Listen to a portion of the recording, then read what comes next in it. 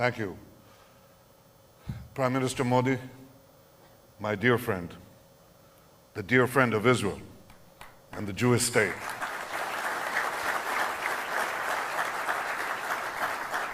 Thank you for your magnificent hospitality, your friendship, and for this forum of business leaders from Israel and India. I always say to Prime Minister Modi when I have a chance, I say, you are guys who do the work, we're the guys who are supposed not to interfere with you. And we do our best. I want to say briefly how much I admire what Prime Minister Modi is doing in India. He's doing two basic things that I want to talk about because we've been doing it and now we can do it together. The first is economic reform. The second is the promotion of technology. Economic reform is key because you cannot move if you're stuck. If you're mired in very high taxes and very high bureaucracy, it's very difficult to move because people want to be able to see the fruit of their labors. And for that, you have to have a streamlined economy. I just heard from Prime Minister Modi an impressive statistic that India moved in the 4 years that you have been stewarding its effort, 42 places in the business-friendly index. I have to say we have not moved as much.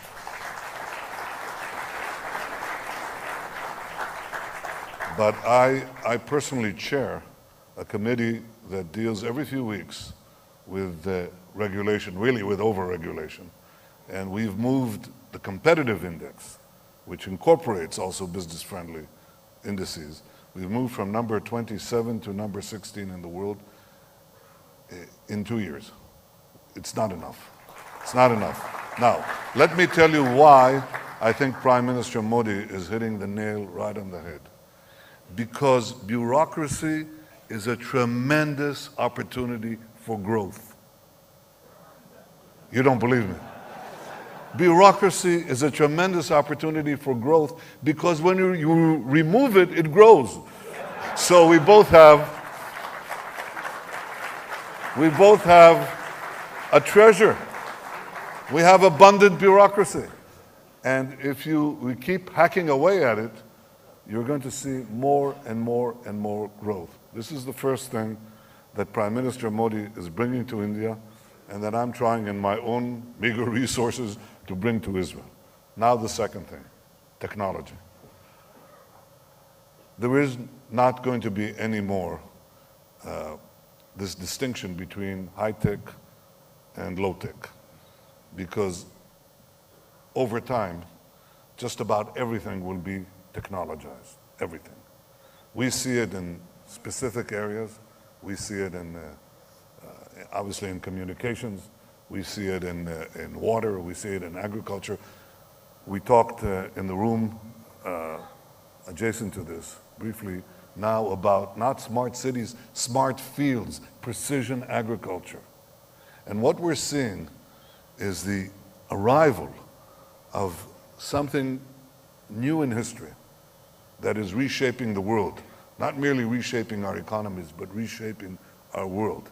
And that is the confluence of big data, connectivity, and artificial intelligence. This is changing everything. We talk about a special project to do together to revolutionize the agriculture in India and Israel, and everywhere in the world, to use big data, artificial intelligence, and connectivity to be able to target the individual plant. I want to give you 3 examples where this is changing, where we created industries virtually out of nothing in a few short years. The first one is in cyber technology. We had the basis for doing it, but in a very short time, Israel has now become a country of less than 9 million people that is receiving 20% of the global investment, private investment in cybersecurity. So in the other room, that's 200 times our size in the world's population. In the other room, we spoke about an Indian-Israeli cooperation rail and cyber. Can you imagine? Yes, you should imagine it, because everything will require cybersecurity. Rail and cyber, everything in cyber. First industry that is being revolutionized by big data, artificial intelligence, and connectivity. Second example is cars. Cars. You have a grand car industry in India. We tried to have a car industry. When I was a young officer almost 50 years ago in the Israeli army, I received a car. It was made out of fiberglass, an Israeli car. One day I leaned on the car, my elbow went right through it. And that was the end of our attempt, because we couldn't compete. We couldn't compete in scale on the chassis, on the engines, on the tires. We tried, failed miserably. Now in the last 5 to 10 years, really in the last 5 years, we have a car industry, because cars, the value of cars, the cost of cars will be 85%, very soon, 85% software, 15% hardware. A computer on wheels. Now we can compete.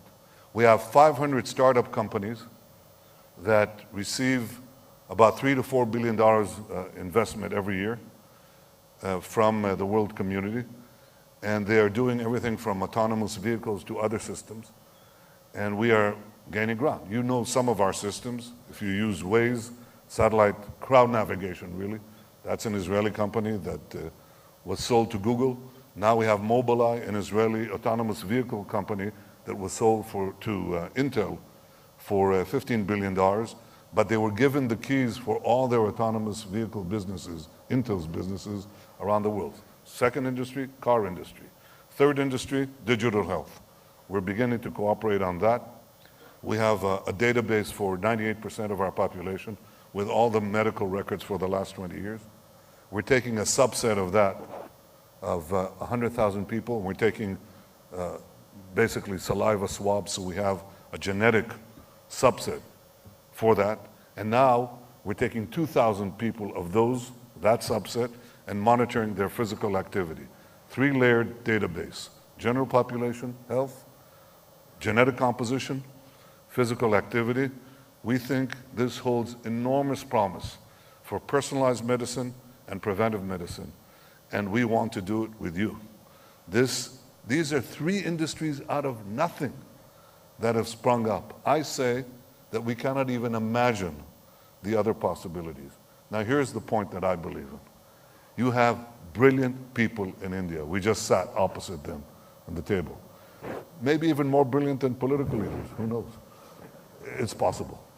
We have brilliant people in Israel. And what we can do together is shape the future. It's not something that I say offhand. I believe in India deeply. I believe in India because I know your heritage, your culture, your ingenuity, your creativity, your humanity, your passion, which is exemplified by Prime Minister Modi to change the world for the better. We are your partners. And I came here to say today, Prime Minister Modi, thank you for believing in Israel the way we believe in India. Thank you.